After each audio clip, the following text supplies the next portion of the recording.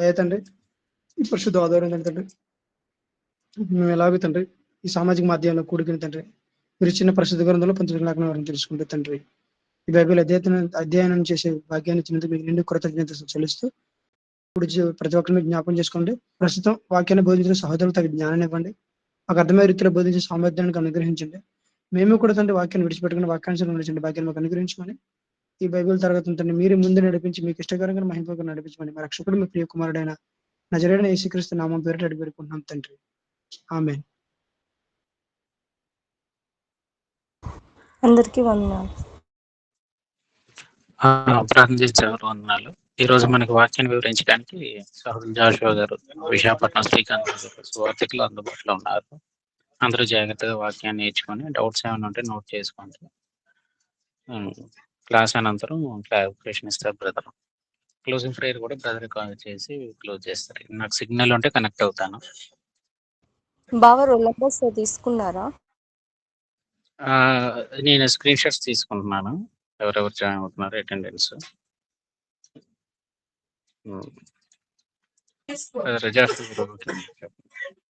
Okay brother. ఈ సమయంలో కూడి వచ్చినటువంటి సహోదరులకు సోదరిమణులందరికీ నా యొక్క వందనాలు తెలియజేస్తున్నాను. వందనాలు సార్. కొద్ది నిమిషాల పాటు మరి దేవుని యొక్క లేఖనాలని మనం పరిశీలన చేద్దాం. మరి మొదటి రాజుల గ్రంథం, ఈ మొదటి రాజుల గ్రంథాన్ని ఈరోజు మనం నేర్చుకుందాం. ఈ మొదటి రాజుల గ్రంథము యొక్క విషయాల్ని మనం ఒకసారి పరిశీలన చేద్దాం.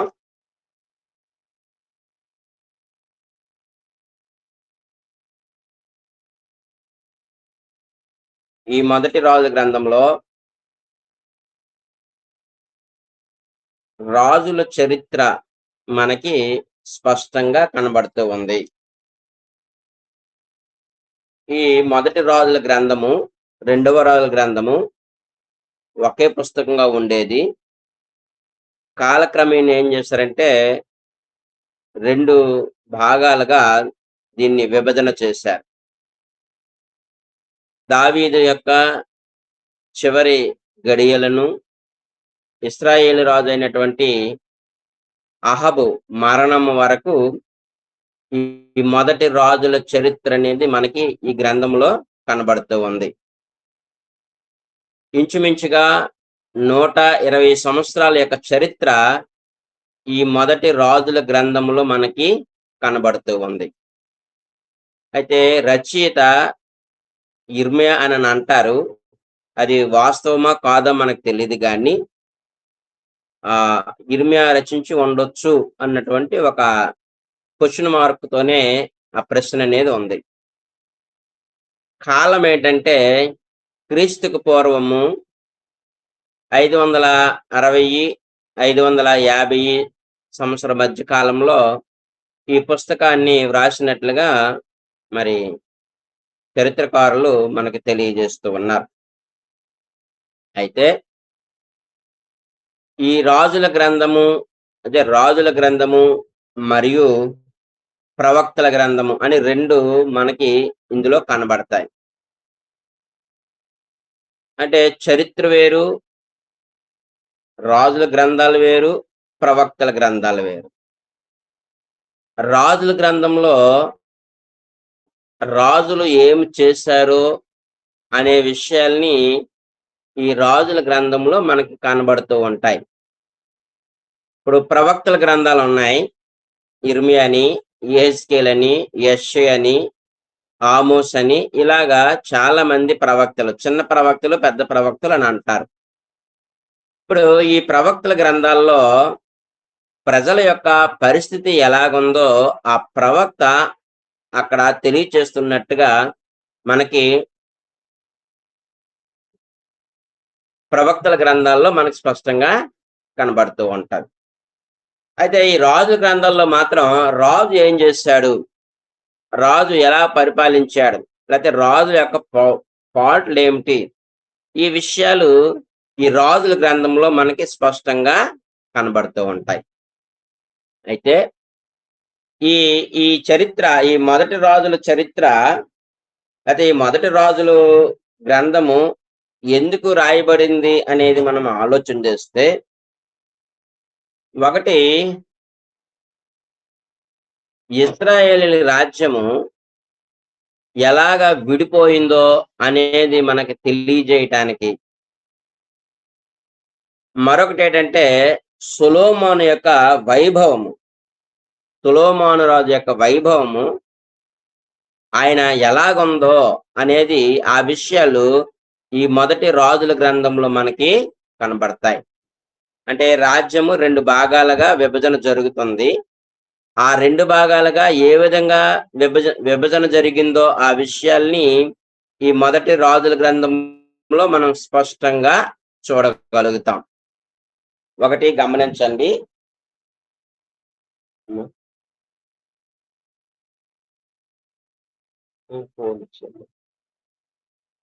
మొదటిది ఏంటంటే రచయిత ఇర్మియా అనేది క్వశ్చన్ మార్క్ గానే పెట్టుకోండి. ఇర్మియా అనేది క్వశ్చన్ మార్క్ గానే ఉంటది. కాలము క్రీస్తుకు పూర్వము 560 సంవత్సరం నుండి 550 సంవత్సరము అని అది కూడా క్వశ్చన్ మార్క్ గానే ఉంటుంది. ఈ రాజుల చరిత్ర గ్రంథము రాజు ఏం చేశాడో అనే విషయాల్ని మనకి స్పష్టంగా తెలియచేయడానికి ఈ రాజుల గ్రంథం అనేది మనకు తెలియజేస్తుంది. ఈ రాజుల గ్రంథము 120 సంవత్సరాల చరిత్ర ఈ మొదటి రాజుల గ్రంథంలో ఉంది. అది మీరు ఎలా రాసుకుంటారో ఏంటనేది మీరు ఆలోచన చెయ్యండి. అయితే ఇక్కడ ఈ 23 అధ్యాయాల్ని, మొదటి రాజుల గ్రంథము 23 అధ్యాయాల్ని ఒక 3 భాగాలుగా మనం విభజన చేసుకోవచ్చు. ఒకటి చివరి దినాల్లో దావీదు యొక్క పరిస్థితి ఏమిటో 1-2 అధ్యాయాల్లో మనకు కనబడుతుంది. 1-2 అధ్యాయాల్లో దావీదు రాజు అయినటువంటి ఆయన చివరి దినాల్లో ఎలాంటి పరిస్థితిలో ఉన్నాడు అనేది 1-2 అధ్యాయాలు మనకు తెలియదు. రాజు ఈ సొలొమోను రాజు ఐక్యరాజ్యాన్ని పరిపాలించినటువంటి విధానము ఈ మొదటి అధ్యాయం నుండే మనకి 11వ అధ్యాయం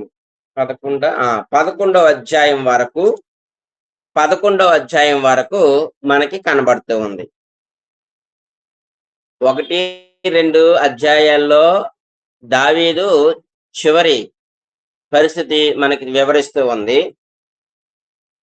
1వ అధ్యాయం నుండి 11వ అధ్యాయం వరకు సొలొమోను యొక్క రాజ్యం లేకపోతే ఐక్య రాజ్యాన్ని ఎలాగ పరిపాలించాడో, లేకపోతే సొలొమోను రాజు యొక్క చరిత్ర ఆ అధ్యాయాల్లో మనకు కనబడతాం. ఎందుకు మనం ఈ 1-2 అధ్యాయాలు కలిపేశాము అని అంటే, 1వ అధ్యాయంలోనే సొలొమోను రాజు అవుతాడు. అందుకు ఆ 1వ అధ్యాయాన్ని కూడా మనం కలిపేశాం. వాస్తవంగా మనం చెప్పాలంటే 3వ అధ్యాయం నుండి ఈయన అంటే 2వ అధ్యాయం నుండి పరిపాలన చేస్తాడు. కాబట్టి ఇది మనం ఆలోచన చేయవలసినటువంటి అవసరం అనేది ఉంది. 12వ అధ్యాయం నుండి 23వ అధ్యాయం వరకు యోధా రాజులు పరిపాలన చేశారు, ఇశ్రాయేలీయుల రాజులు పరిపాలన చేశారు. ఇది ఈ మొదటి రాజుల గ్రంథంలో ఉన్నటువంటి ఉపోద్ఘాతం. ఈ మొదటి రాజుల గ్రంథంలో ఉన్నటువంటి ఉపోద్ఘాతంలో 1-2 అధ్యాయాలు దావీదు చివరి జీవితం గురించి తెలియజేస్తుంది. అదే విధంగా 1వ అధ్యాయం నుండి 11వ అధ్యాయం వరకు ఐక్యరాజ్యాన్ని పరిపాలించినటువంటి సొలొమోను యొక్క చరిత్ర మనకు ఉంటుంది. 12వ అధ్యాయం నుండి 23వ అధ్యాయం వరకు యోధా రాజులు మనకు కనబడతారు, ఇశ్రాయేలీయుల రాజులు కూడా మనకి కనబడతారు. ఒకసారి ఈ రాజుల గ్రంథాన్ని మనం ఒకసారి పరిశీలన చేస్తే అయితే మీరు ఒకసారి 12వ అధ్యాయం నుండి ఒకవేళ ఎవరైనా రాసుకుంటే రాసుకోండి. 12వ అధ్యాయంలో 12, 14 అధ్యాయాలేమో యోధారాజు అయినటువంటి రెహబాము పరిపాలన, అంటే యోధారాజు అయినటువంటి రెహబామును గూర్చి 12, 14 అధ్యాయాలనే మనకు కనబడతాయి. ఇందులో ఇశ్రాయేలు రాజు అయినటువంటి యెరోబాము కూడా మనకు కనబడతాడు. ఎక్కడి నుండి అని అంటే 14వ అధ్యాయము లేకపోతే 12వ అధ్యాయము 20వ వచనం నుండి 14వ అధ్యాయము 20వ వచనం వరకు రెహబాము, యెరోబాము వీరిరువురు చరిత్ర 12వ అధ్యాయము 14వ అధ్యాయం వరకు మనకు ఉంటుంది. అది యోధారాజు, ఇశ్రాయేలు రాజు. ఇప్పుడు రెండోది ఏంటంటే 15వ అధ్యాయంలో 15వ అధ్యాయాన్ని మనం చూస్తే 15వ అధ్యాయంలో యోధారాజు అయినటువంటి అబీయా మనకు కనబడతాడు. 1వ వచనం నుండి 8వ వచనం వరకు యోధారాజు అయినటువంటి అబీయా. 3వ రాజు ఎవరంటే అంటే యోధారాజుల్లో 3వ రాజు ఆసా. ఈ ఆసా 9వ వచనం నుండి 15వ అధ్యాయము 9వ వచనం నుండి 24వ వచనం వరకు మనకి కనబడతాడు. అయితే 4వ రాజు అయినటువంటి యెహోషాపాతు 22వ అధ్యాయము 41వ వచనం నుండి 50వ వచనం వరకు యెహోషాపాతు మనకి కనబడతాడు. ఇక్కడ చాలా జాగ్రత్తగా గమనించాలి మనం. ఇశ్రాయేలీ రాజ్యము 2 భాగాలుగా విడిపోయింది. ఉత్తర భాగాన్నేమో ఇశ్రాయేలీ రాజ్యం అన్నారు, దక్షిణ భాగాన్నేమో యోధా రాజ్యం అన్నారు.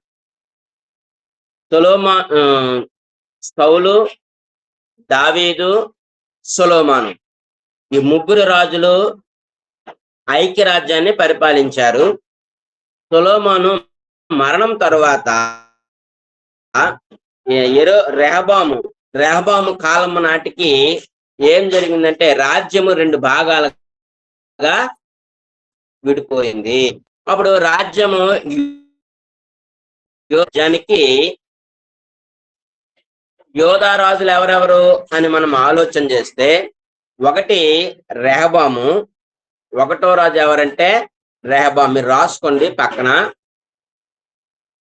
12వ అధ్యాయం నుండి 14వ అధ్యాయం వరకు.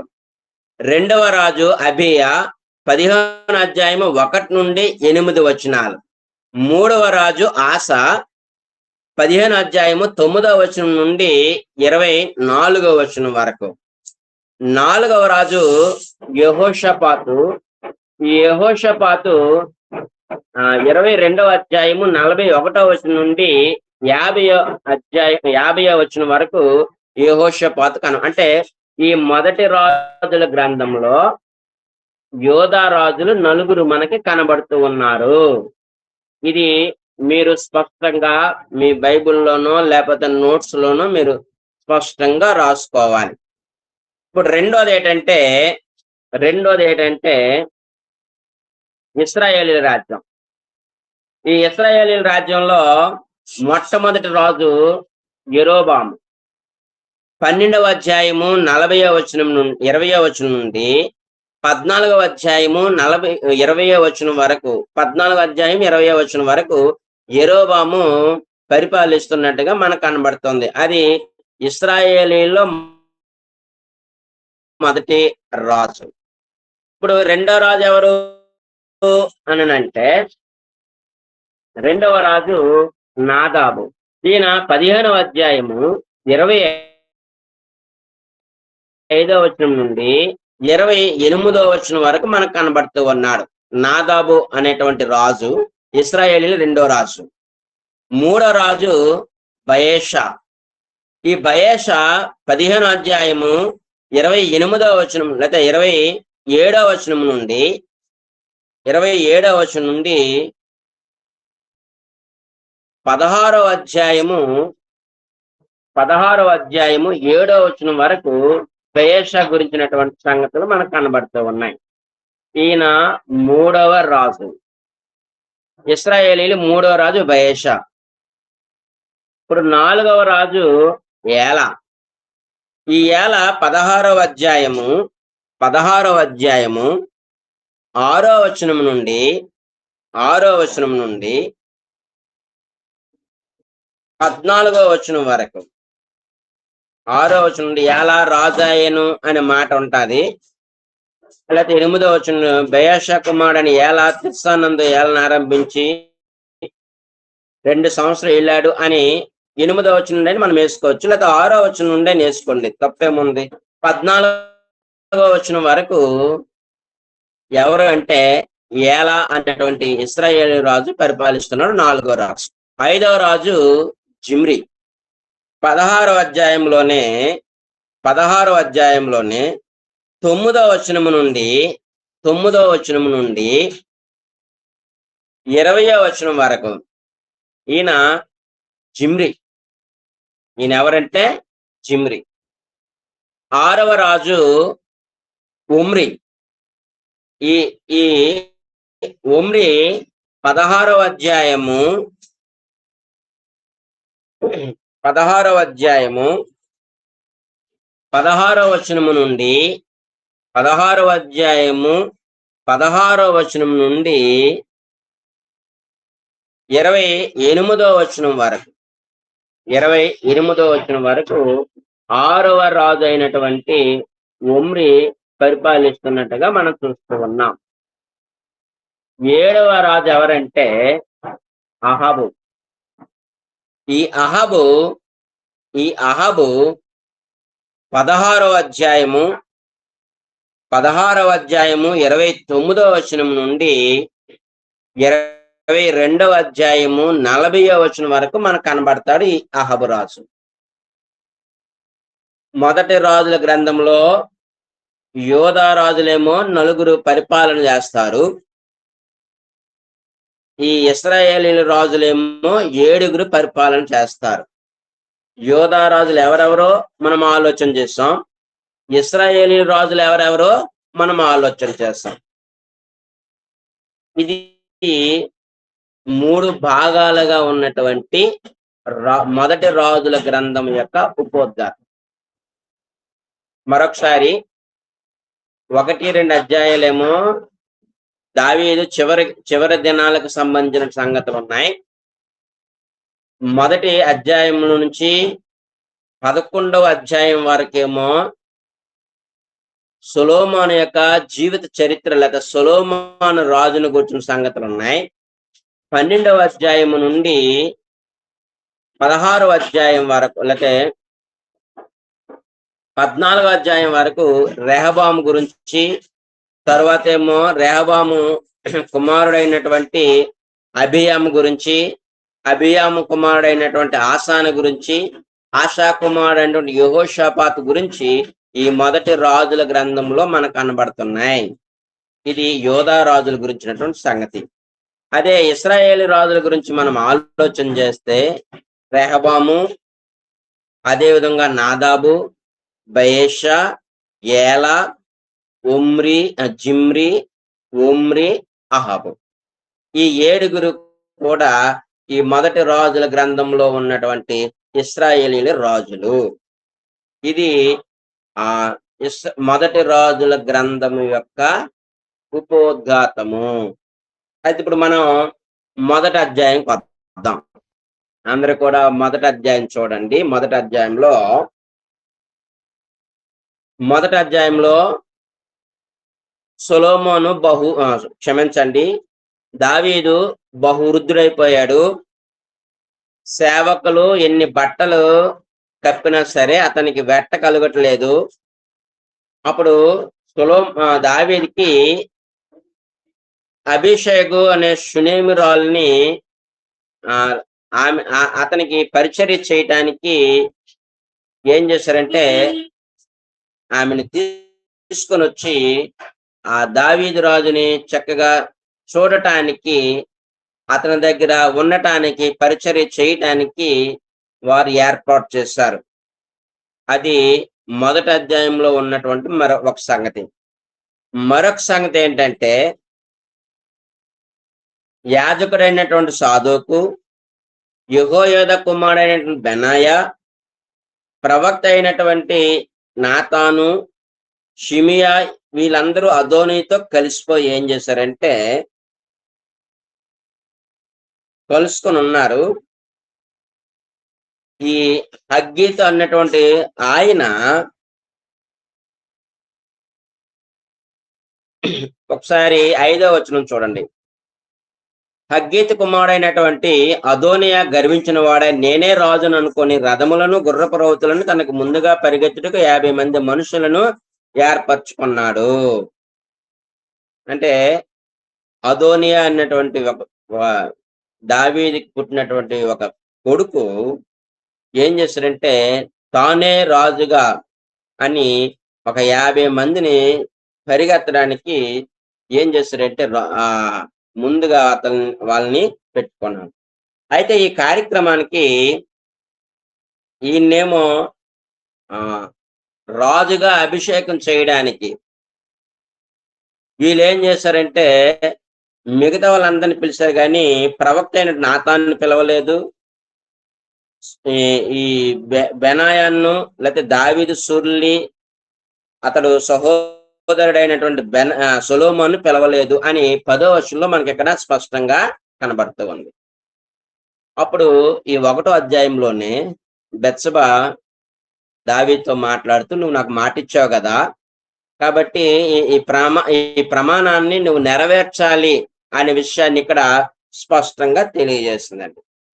అప్పుడు దావీదు ఏం చేశాడంటే తన గాడిదని ఇచ్చి ఆ ప్రవక్తను ఈ యాజకుని పంపించి, ఇదిగో మీరు నా కుమారుడైన సొలొమోనును మీరు పట్టాభిషేకం చెయ్యండి అనే విషయాన్ని ఇక్కడ 1వ అధ్యాయంలో స్పష్టంగా మనకి ఇక్కడ తెలియజేస్తూ ఉన్నాడు.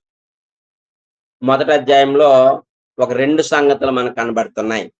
ఒకటి, వృద్ధాప్యంలో ఉన్నటువంటి ఆ దావీదుకి వెట్టకలగటానికి అభిషేకం అన్నటువంటి ఆమెని ఏం చేస్తున్నారంటే అతనికి పరిచర్య చేయడానికి తీసుకొని వచ్చి ఉంచారు. రెండో సంగతి ఏంటంటే సొలొమోను రాజుగా దావీదు ఏం చేశారంటే ప్రకటన చేశాడు. ఇది మొదటి అధ్యాయంలో ఉన్నటువంటి సంగతులు. రెండవ అధ్యాయానికి వస్తే, రెండవ అధ్యాయంలో దావీదుకి మరణకాలం అనేది సమీపించింది. ఈ మరణకాలము సమీపించినటువంటి ఆ తరుణంలో ఆయన కొన్ని విషయాల్ని దావీదు సొలొమోనుకి చెప్పాడు. ఒకసారి ఎవరైనా చదవండి, ఒక 3 వచనాలు చదవండి.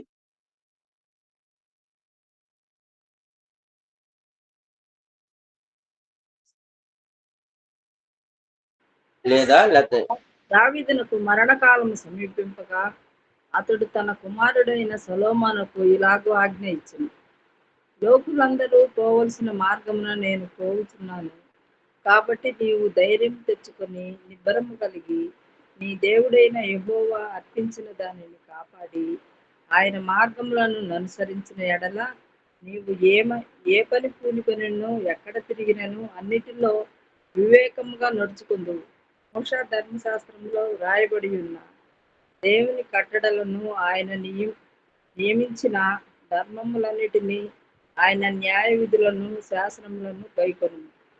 అప్పుడు నీ పిల్లలు తమ ప్రవర్తన విషయంలో జాగ్రత్తగా నుండి నా ఎదుట తమ పూర్ణ హృదయంతోనూ పూర్ణ మనసుతోనూ సత్యమును అనుసరించి నడుచుకునే ఎడల ఇశ్రాయేలుల రాజు సింహాసనమును మీద ఆసీనుడు వగు ఒకడు నీకు ఉండక మానుండని యెహోవా నన్ను గురించి ప్రమాణం చేసిన మాటను స్థిరపరచును.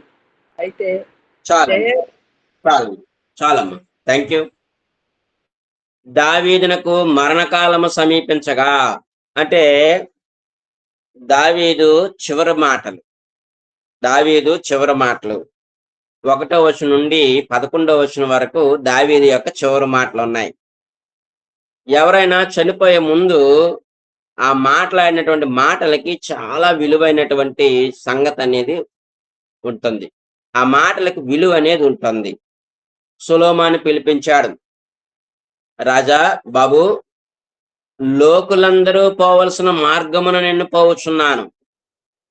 అంటే మరణం అనేది మానవులందరికీ వస్తున్నట్టుంటిదే అని తెలియచేయడానికి ఆ చనిపోక ముందు దావీదు ఏడ్చుకుంటూ తన కొడుకు చెప్పలేదు, ఇదిగో లోకంలో మనుషులందరూ ఎలాగైతే చనిపోతారో నేను కూడా చనిపోతాను, లోకలో పోవలసిన మార్గమునే నేను పోతున్నాను అని చెప్పి, కాబట్టి నేను మరణిస్తున్నాను కాబట్టి నీవు ధైర్యం తెచ్చుకొని నిబ్రము కలిగి, 1 ధైర్యం తెచ్చుకోమన్నాడు, 2 నిబ్రం కలిగి ఉండమన్నాడు, 3 నీ దేవుడిని యెహోవా అప్పగించిన దాన్ని కాపాడాలి అని అన్నాడు, 4 ఆయన మార్గములు అనుసరించుకోవాలి అని అన్నాడండి.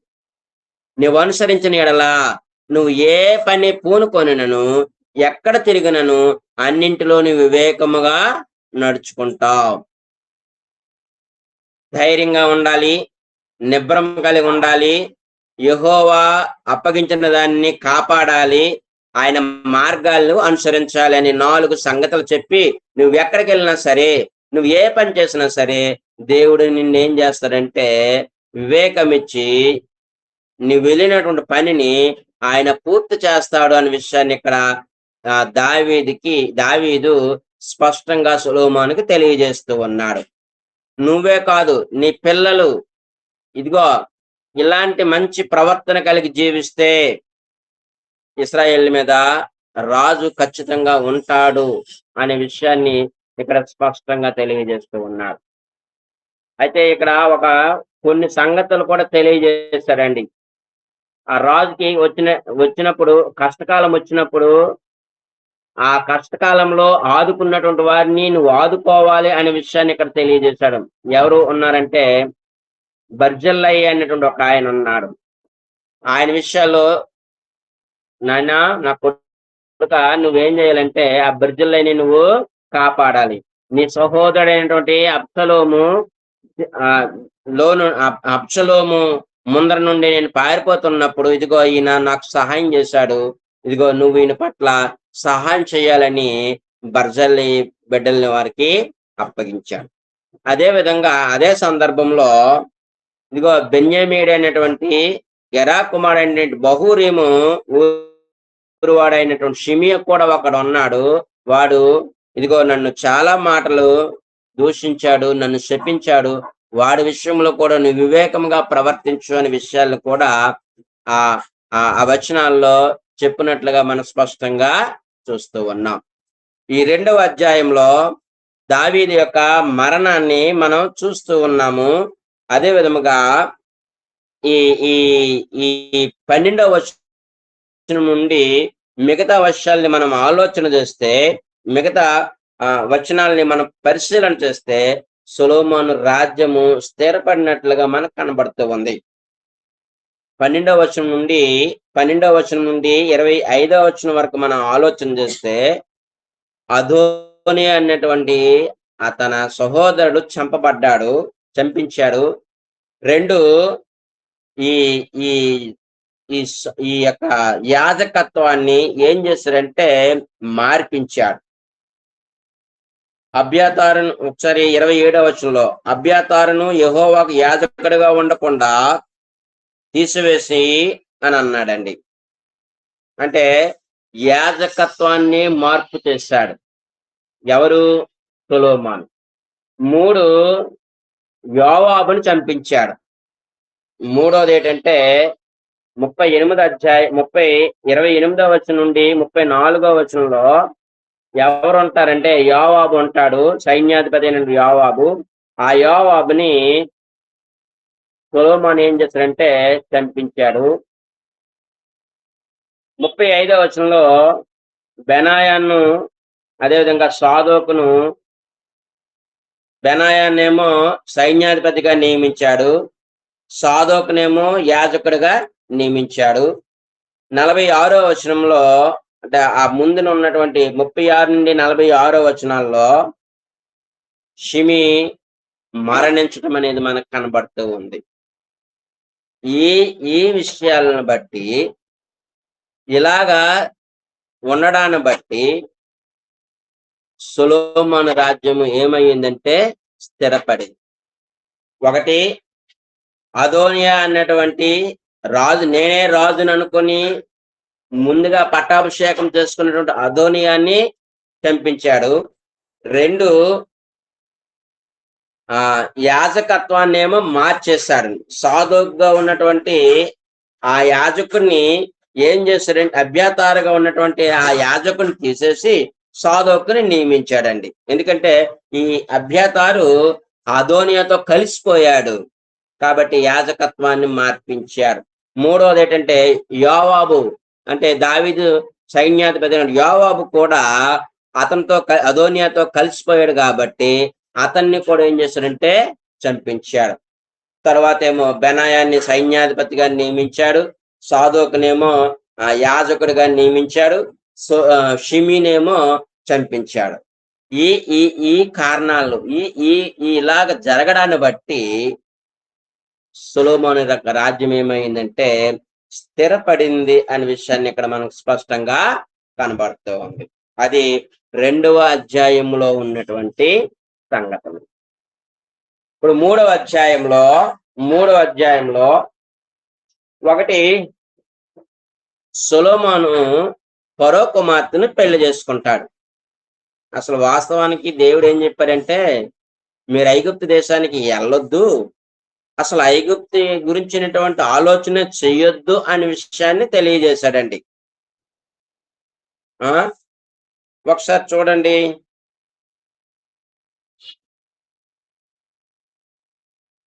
ద్వితీయోపదేశ కాండము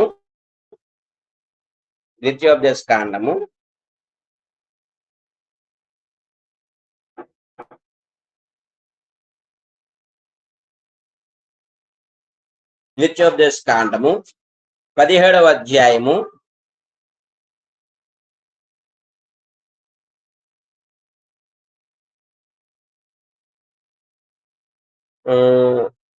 16వ వచనం ఎవరైనా చదువుతారా?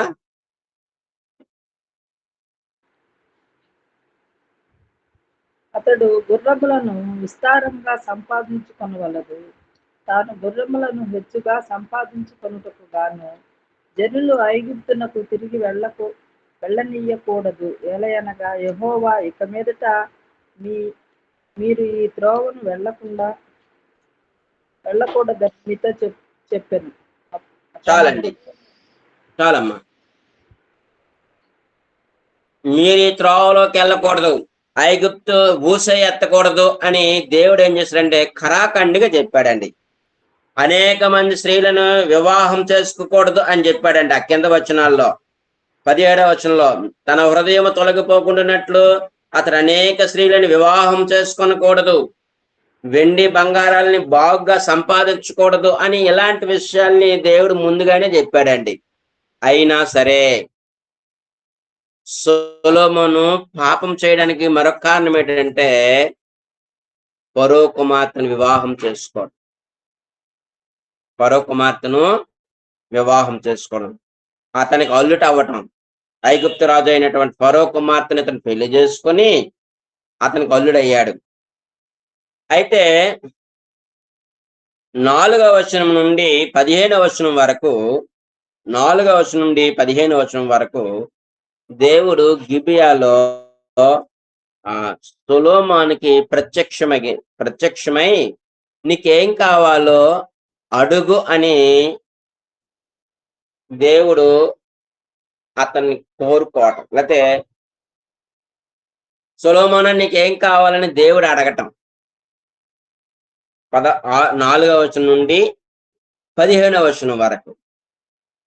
ఆ 5వ వచనంలో ఉందన్నమాట, గిబియాలోను యెహోవా రాత్రి వేళ స్వప్నమందు సొలొమోనుకు ప్రత్యక్షమై, నేను నీకు ఏది ఇచ్చుట ఇష్టమో దాన్ని అడుగుమని అతనితో సెలవీయగా, అంటే నీకేం కావాలో కోరుకో అని దేవుడు సొలొమోను అడిగితే సొలొమోను ఏమన్నాడంటే 9వ వచనం, ఇంత గొప్పదైన నీ జనమునకు న్యాయము తీర్చగలవాడు ఎవడు? కాబట్టి నేను మంచి చెడ్డలు వివేచించి నీ జనులకు న్యాయము తీర్చుటకు నీ దాసులను నాకు వివేకము గల హృదయమును దయచేయము అని అన్నాడు. సొలొమోను దేవుని దగ్గర ఒక గొప్ప వరం కోరుకున్నాడు. ఏంటంటే, నాకు మంచి చెడ్డలు వివేచించే ఆ యొక్క వివేకాన్ని, మంచి చెడ్డలు వివేచించే వివేకాన్ని నీవు నాకు కలుగు చేయు అని దేవుణ్ణి అడిగాడండి. అదే మనకైతే మాత్రం ఒకవేళ మనల్ని ఎవరైనా ఏదైనా కోరుకోండి అంటే మనం ఏదో కోరుకుంటాం. కానీ సొలొమోను అలా కోరుకోలేదు. ఆయన ముగ్ధుడైపోయాడండి. ఎవరు? దేవుడే. చూడండి 10వ వచనంలో, సొలొమోను చేసిన ఈ మనవి ప్రభువునకు అనుకూలమైన గనుక దేవుడు అతనికి ఎలాగూ సెలవిచ్చును, దీర్ఘాయుషునైనను ఐశ్వర్యమునైనను నీ శత్రువుల ప్రాణమునైనా అడుగక న్యాయములను గ్రహించుటకు వివేకము అనుగ్రహించమని నీవు అడిగితివి. నీవు ఇలాగను అడిగినందున నీ మనవి ఆలకించున్నాను. బుద్ధి వివేకములు గల హృదయము నీకు ఇచ్చుచున్నాను. పూర్వీకులలో నీ వంటి వాడు ఒకడును లేడు, ఇక మీదట నీ వంటి వాడు మరొకడు ఉండడు అని అన్నాడండి. దాంతో పాటు ఐశ్వర్యం ఇచ్చాడు, ఘనత ఇచ్చాడు. దేవుడు గొప్పగా సొలొమోన్ని ఆశీర్వదించాడు. సొలొమోను ఏమో వివేకాన్ని అడిగాడు, లేకపోతే జ్ఞానాన్ని అడిగాడు. దేవుడు ఆ జ్ఞానంతో పాటు సంపదనిచ్చాడు. ఆ జ్ఞానంతో పాటు ఐశ్వర్యాన్ని ఘనతను కలుగు చేశాడు.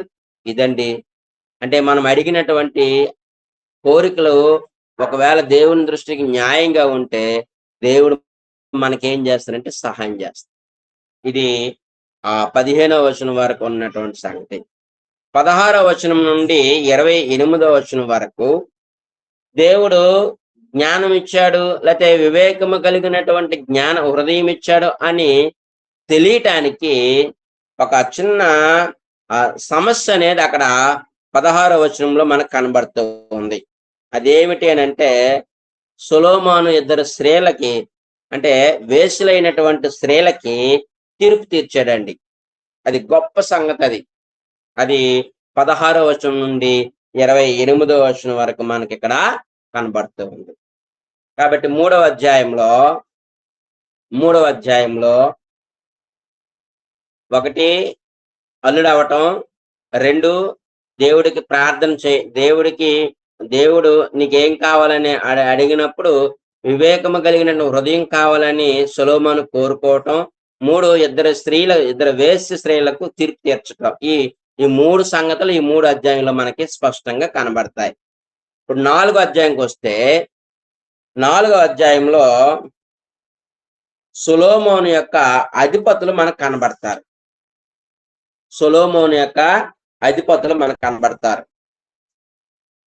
ఆ యాజకులు ఎవరో కనబడుతున్నారు, మంత్రులు ఎవరో కనబడుతున్నారు,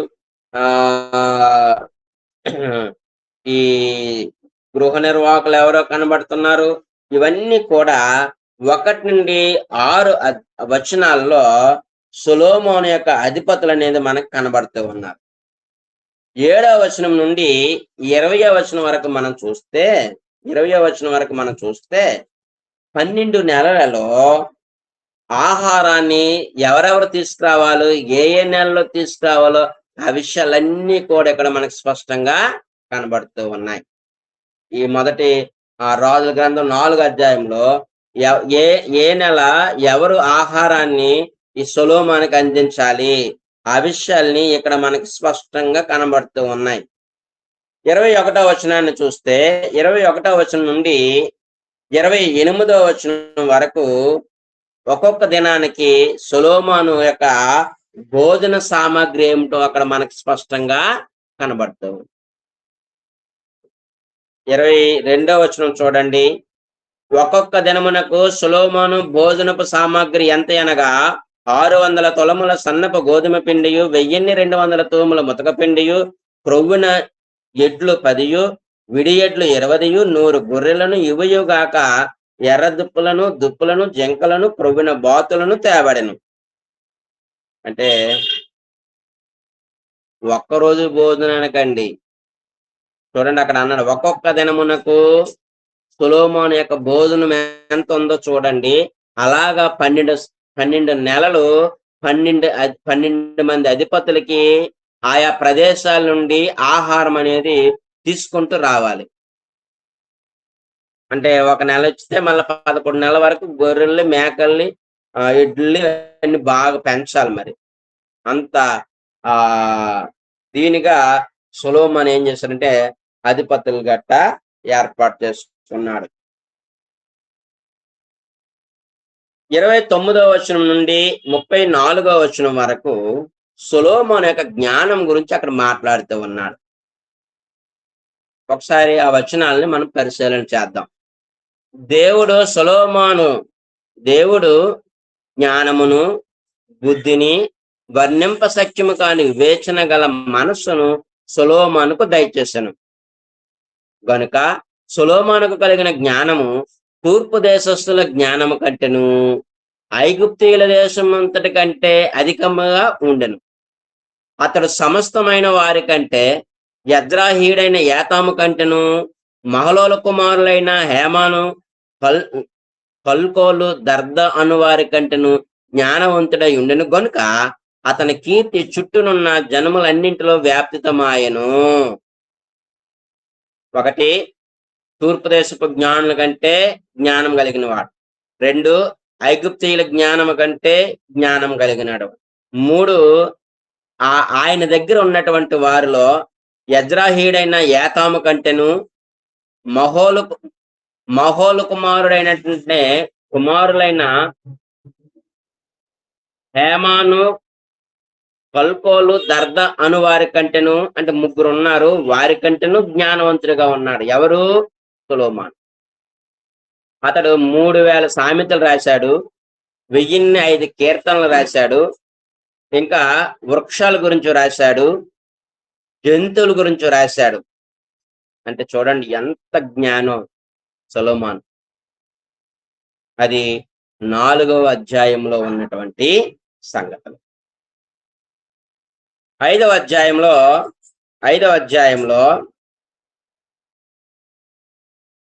ఉన్నటువంటి సంగతులు ఏంటంటే 1 నుండి 12 వచనాల్లో సొలొమోను తూరు రాజు అయినటువంటి హీరాముకు మధ్య జరిగినటువంటి ఒప్పందం మనకు కనబడుతూ ఉంది. అంటే తూరు రాజు అయినటువంటి హీరాము తో ఇతడు ఒప్పందం కుదుర్చుకున్నారు. అది 1 నుండి 12 వచనాల్లో మనకి ఇక్కడ కనబడుతుంది. అంటే సరళమైనటువంటి మ్రాణులను ఇదిగో ఏర్పాటు చేసి ఆయన పంపించేటట్లుగా, ఇలాగా దేవదారు మ్రాణులను, లెబనోన్లో ఉన్న దేవదారు మ్రాణులను పంపించేటట్లుగా ఆయనతో ఒప్పందం కుదుర్చుకునేటట్లుగా మనం ఇక్కడ చూస్తూ ఉన్నాం. అది 1 నుండి 12 వచనాల్లో ఉన్నటువంటి సంగతి. 13వ వచనం నుండి 18వ వచనంలో సొలొమోను యొక్క పనివారు అక్కడ ఆ తూరు ప్రాంతానికి వెళ్ళి ఆ ప్రాంతంలోకి వెళ్ళి అక్కడ ఉన్నటువంటి అడవులు నరకడానికి ఎంతమంది ఉన్నారు ఏమిటి అనేది, ఇలాగా ఆ విషయాలన్నీ కూడా 13వ వచనం నుండి 18వ వచనం వరకు మనకి ఇక్కడ కనబడుతూ ఉన్నాయి. 6వ అధ్యాయంకి వస్తే 6వ అధ్యాయంలో సొలొమోను మహోన్నతుడైనటువంటి దేవుని దేవాలయాన్ని కట్టడం అనేది మనం చూస్తూ ఉన్నాం. దేవుని మందిరాన్ని కట్టడం. ఒకసారి 6వ అధ్యాయం చూడండి. అయితే ఇశ్రాయేలీలు ఐగుప్తు దేశంలో నుండి బయలుదేరి వచ్చిన 480 సంవత్సరములందు 480 సంవత్సరముల అందు అనగా సొలొమోను ఇశ్రాయేలుని ఏలిన 4వ సంవత్సరమందు జీపు అను 2వ మాసమున అతడు యెహోవా మందిరమును కట్టనారంభించెను అని అన్నాడండి. ఐగుప్తు దేశంలో నుండి బయలుదేరి వచ్చినటువంటి 480 సంవత్సరాలట. ఎంతంటే 480 సంవత్సరాలు. ఒకసారి మనం ఆలోచన చేస్తే యెహోషువ కాలమేమో 15 సంవత్సరాలు, న్యాయాధిపతుల కాలమేమో ఇంచుమించుగా 350 సంవత్సరాలు.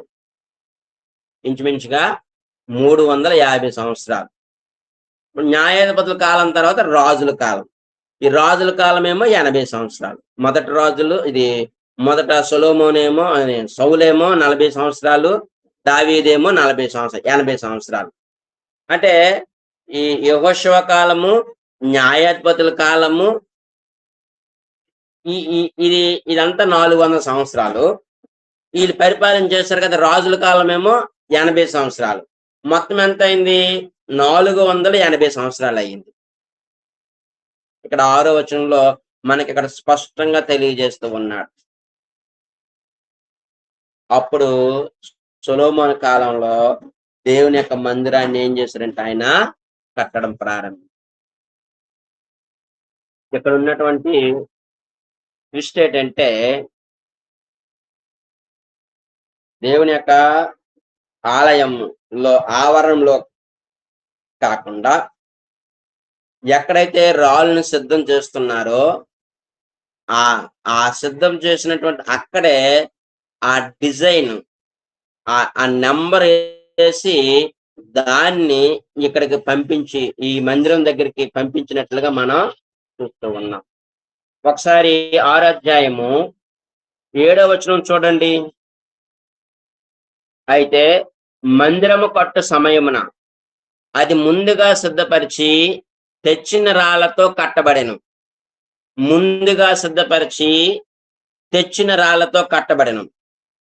5వ అధ్యాయము 18వ వచనంలో లేకపోతే 5వ అధ్యాయము 17వ వచనం, రాజు సెలవీయగా వారు మందిరం యొక్క పునాదిని చెక్కిన రాళ్లతో వేయుటకు గొప్ప రాళ్లను, మిక్కిలి వెలగల రాళ్లను తెప్పించను. ఇలాగ సొలొమోను పంపిన వారును గిబ్లీయులను, హీరాము శిల్పకారులను, మ్రాణులను నరికి రాళ్లను మలచి మందిరము కట్టుటకు మ్రాణులను, రాళ్లను సిద్ధపరచిరి. అంటే 5వ అధ్యాయంలోనే ఆ రాళ్లను, ఆ మ్రాణులను సిద్ధపరుస్తూ ఉన్నారు. ఈ రాళ్ళు శబ్దం రాకుండా, ఉలి శబ్దం రాకుండా, లేకపోతే ఆ సుత్తి యొక్క శబ్దం రాకుండా ఏం చేస్తూ ఉన్నారంటే ఆ ముందుగానే అక్కడే సిద్ధం చేస్తూ ఉన్నారు. అదే 7వ వచనంలో మాట ఉంది.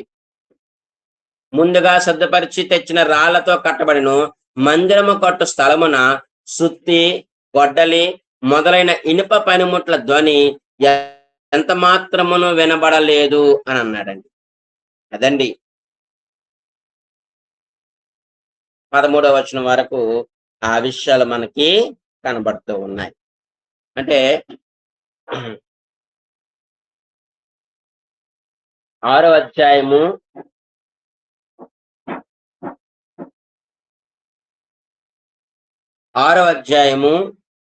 10వ వచనం వరకు ఆ విషయాలు మనకు కనబడుతున్నాయి. 11, 13 వచనాల్లో ధర్మశాస్త్రము పాటిస్తేనే నేను మీ మధ్యన ఉంటాను అనే విషయాన్ని దేవుడు ఇక్కడ స్పష్టంగా తెలియజేస్తూ ఉన్నాడు. అంతలో యెహోవాకు సొలొమోనుకు ప్రత్యక్షమై ఇలాగ సెలవిచ్చెను, ఈ మందిరమును నీవు కట్టుచున్నావే, నా కట్టడలను న్యాయ విధులను అనుసరించి నడుచుకొనుచు నేను నియమించిన ఆజ్ఞలన్నింటినీ గైకొని ఎడల నీ తండ్రి అయిన దావీదుతో నేను చేసిన వాగ్దానం నీ పక్షముగా స్థిరపరచెదను.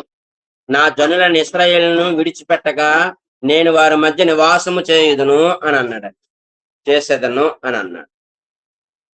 ఆయన ఆజ్ఞలు పాటిస్తేనే దేవుడు వారితో ఉంటాడు. ఒకవేళ అలా కాకపోతే ఆయన ఉండడు.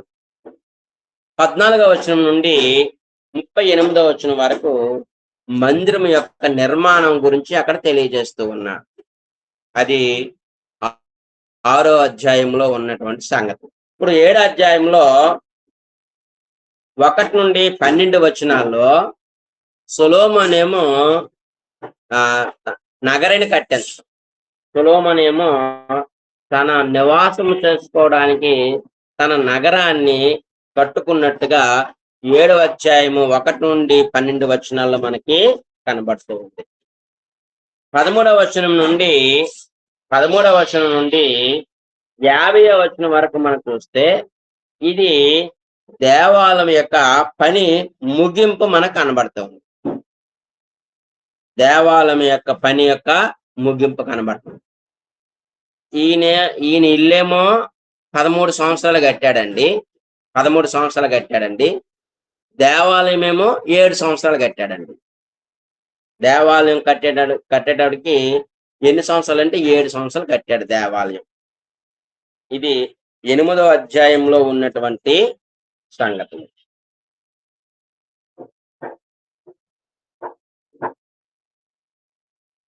అయితే 8వ అధ్యాయంలో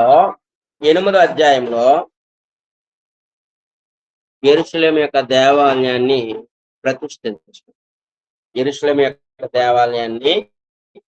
ప్రతిష్ఠించడం జరుగుతుంది. 1 నుండి 11 వచనాలేమో ప్రతిష్ఠించాడు.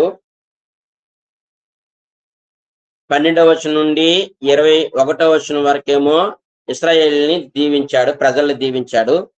22వ వచనం నుండి 53వ వచనం వరకేమో సొలొమోను ఏం చేశాడంటే దేవుడికి ప్రార్థన విజ్ఞాపనలు అనేది చేశాడు.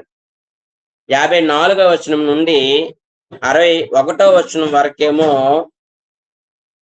సొలొమోను ఇశ్రాయేలుని దీవించాడు. 62వ వచనం నుండి 66వ వచనం వరకు సొలొమోనేమో అర్పణలేమో అర్పించాడు. ఇది 8వ వచనంలో ఉన్నటువంటి సంగతి. ఇది చాలా పెద్దది అధ్యాయము. అంటే సొలొమోను ప్రార్థన మనకి ఎక్కడ కనబడుతూ ఉంది. సొలొమోను చేసిన ప్రార్థన ఈ 8వ అధ్యాయంలో మనకి కనబడుతూ ఉంది. 9వ అధ్యాయంలో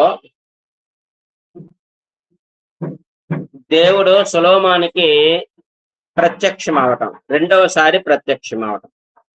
అది 2వ వచనంలో మాట ఉంది. గిబియోనులో ప్రత్యక్షమైనట్టు రెండవ మారు యెహోవా సొలొమోనుకి ప్రత్యక్షమై దేవుడు సొలొమోనుకి ప్రత్యక్షం అవటం. 1 నుండి 9 వచనాల్లో ఆ మాటలు మనకు కనబడుతున్నాయి. 10-14 వచనాల్లో సొలొమోనుకి తూరు రాజు అయినటువంటి హీరాముకి మధ్య వ్యాపారం, ఒప్పందం. అదేమో ఒప్పందం, ఇదేమో వ్యాపారం. 15వ వచనం నుండి 25వ వచనం వరకు సొలొమోను కట్టించినటువంటి పట్టణాలు. ఈ 15వ వచనం నుండి 25వ వచనం వరకు ఉన్నటువంటి సంగతులు. 26-28 వచనాల్లో సొలొమోను ఓడల ద్వారా వ్యాపారం చేయటం అనే విషయాలు అక్కడ మనకి కనబడుతూ ఉంది. 10వ అధ్యాయంలో షాబాదేశపు రాణి అయినటువంటి ఆమె సొలొమోను దగ్గరికి సొలొమోను దర్శించడం. ఎవరు? షాబాదేశపు రాణి. అది 1వ వచనం నుండి 13వ వచనం వరకు ఆ విషయాలు మనకు కనబడుతూ ఉన్నాయి. అదే విధంగా 14వ వచనం నుండి 17వ వచనం వరకు ఏటేటా సొలొమోనుకు వచ్చినటువంటి రాబడి అదేంటనేది అక్కడ మనం చూస్తూ ఉన్నాం. 18 నుండి 20 వచనాల్లో సొలొమోను యొక్క సింహాసనం ఎలాంటిదో అక్కడ వర్ణిస్తూ ఉన్నాడండి. 21వ వచనం నుండి 29వ వచనం వరకు సొలొమోను యొక్క వైభవం ఏంటి అక్కడ మనకి కనబడుతుంది. సొలొమోను కాలంలో వెండికి లెక్కే లేదండి. 21వ వచనంలో మాట ఉంది, 4వ లైన్లో సొలొమోను దినములలో వెండి ఎన్నికకు రాలేదు అని అన్నాడండి. అంటే వెండి యొక్క లెక్క లేదటండి. అంటే అంత విస్తారంగా వెండి ఉండే, దాన్ని ఎవరు కూడా పట్టించుకునేవారు కాదట. అది 10వ అధ్యాయంలో ఉన్నటువంటి సంగతులు. ఇప్పుడు 11వ అధ్యాయంలో 1 నుండి 8 వచనాల్లో సొలొమోను చేసినటువంటి పాపం గురించినటువంటి సంగతులు అక్కడ ఉన్నాయి. సొలొమోను చేసినటువంటి పాపము 9వ వచనం నుండి 13వ వచనం వరకు దేవుడు సొలొమోనుతో రాజ్యం తీసివేసి నీ దాసునికి ఇస్తాను అని చెప్పటం. ఎందుకంటే ఈయన పాపం చేశాడు కాబట్టి ఈ చేసినటువంటి పాపాన్ని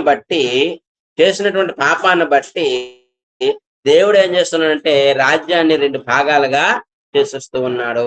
ఆ విషయాన్ని సొలొమోనుకి తెలియజేస్తూ ఉన్నాడు దేవుడు.